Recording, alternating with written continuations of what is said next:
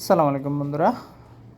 প্রতি বছরের মতো এবছরও আমাদের বাড়িতে মাশাআল্লাহ আলহামদুলিল্লাহ কিছু কাঁঠাল ধরেছে। এগুলো আমাদের বাড়ির আশেপাশে আঙ্গিনায়, পুকুর পাড়ে, ঘরের আশেপাশে কাঁঠাল গাছে কাঁঠাল। এই যে দেখুন, এই গাছটার কাঁঠাল আমাদের খুবই ছোট ছোট হয়, খুবই মিষ্টি, খুবই সুস্বাদু।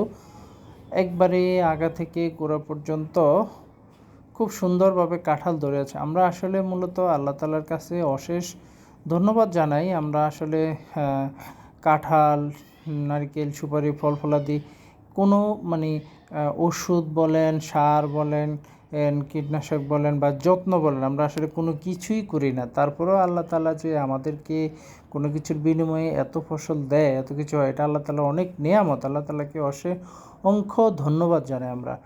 এই যে আসলে এই যে দেখুন, এই গাছটাকে আমরা, এই গাছটায় আলহামদুলিল্লাহ কতগুলো কাঁঠাল ধরেছে। এই জায়গাটাতে দেখুন 6-7টা কাঁঠাল ধরে আছে, একটা বড়তে একটা গোড়া, মেবি 4-6টা কাঁঠাল আছে। তো এইটাও তো আল্লাহর একটা নিয়ামত, তাই না? আল্লাহ কত সুন্দর করে আমাদের জন্য তৈরি করে রেখেছেন কাঁঠাল, ফল ফলাদি। এই যে একটা গাছ আছে, এটা কাঁঠাল একটু ঝাল ঝাল হয়, এটাতে বেশি ধরে নাই, মাত্র 3টা ধরেছে।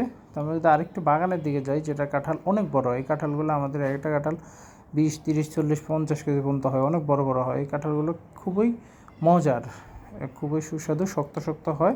আর এগুলো আসে কিন্তু বর্ষাকালে, আষাঢ় মাস বলে তখন আসে। আর এই গাছটা তো আলহামদুলিল্লাহ খুব সুন্দর কাঁঠাল ধরেছে। আমরা যদি আরেকটু ভিতরের দিকে যাই, এই যে এই আরেকটা গাছ আছে, এটা তো তেমন একটা ধরে নাই, 3-4টা ধরেছে। আর ভিতরে আরও 2টা গাছ আছে, ওগুলোতে এবার ধরে নাই।